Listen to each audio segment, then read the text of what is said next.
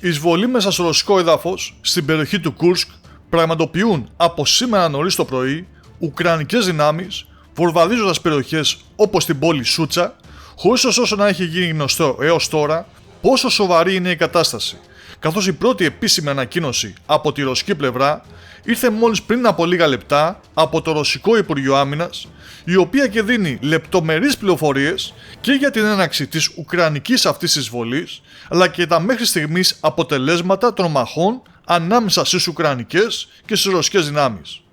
Έτσι λοιπόν αναφέρει ότι η ουκρανική δύναμη, που αποτελούταν από έως και 300 μαχητές της 22ης Μηχανοποιημένης Ταξιαρχίας των Ενόπλων Δυνάμεων της Ουκρανίας, υποστηριζόμενοι από 11 άρματα μάχης και περισσότερα από 20 τεθωρακισμένα οχήματα μάχης, μετά από πυρά πυροβολικού που προηγήθηκαν, εισήλθε εντός ρωσικού εδάφους και επιτέθηκε στις θέσεις των μονάδων που καλύπτουν τα κρατικά σύνορα της Ρωσικής Ομοσπονδίας στις περιοχές των οικισμών Νικολάγεβο Ντάργινο και Ολέσιαρα στην περιοχή του Κούρσκ, ακριβώς δίπλα στα ρωσο-ουκρανικά σύνορα. Και συνεχίζει η ρωσική ανακοίνωση. Τα στρατεύματα που καλύπτουν τα κρατικά σύνορα, μαζί με τις μονάδες των συνοριακών δυνάμεων της FSB, αποκρούουν επιθέσεις και προκαλούν ζημιές από πυρά στον εχθρό στην περιοχή των κρατικών συνόρων και των εφεδριών στην περιοχή της περιοχής Σούμι. Η επιχειρησιακή, τακτική και η επιθετική αεροπορία έπληξαν συγκεντρώσεις ανθρώπινου δυναμικού και εξοπλισμού των ενόπλων δυνάμεων της Ουκρανίας στις περιοχές των οικισμών Μπασόβκα, Ζουράβκα, Χότεν, Γιουνακόβκα, Μπελοβόντι, Χραποβζίσνα στην περιοχή του Σούμι.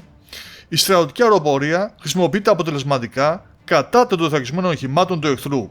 Εφεδρείες της ρωσικής ομάδας στρατευμάτων στην κατεύθυνση του Κούρσκ έχουν προχωρήσει στην περιοχή της σύγκρουσης.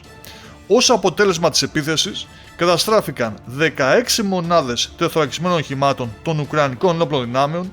μεταξύ των οποίων 6 άρματα μάχης, 2 οχήματα μάχης πεζικού, 4 τεθωρακισμένα οχήματα μεταφοράς προσωπικού, 3 τεθωρακισμένα οχήματα μάχης Κόζακ και ένα όχημα εκαθάρισης μηχανικών εμποδίων. Ολοκληρώνει η ρωσική ανακοίνωση, ενώ την ίδια στιγμή κάτοικοι της περιοχής αναρτούν βίντεο στα κοινωνικά δίκτυα, από τα οποία βλέπουμε 2 screenshot που στο πρώτο φαίνεται φορτηγό όχημα να φλέγεται και στο δεύτερο ρωσικά μαχητικά αεροσκάφη,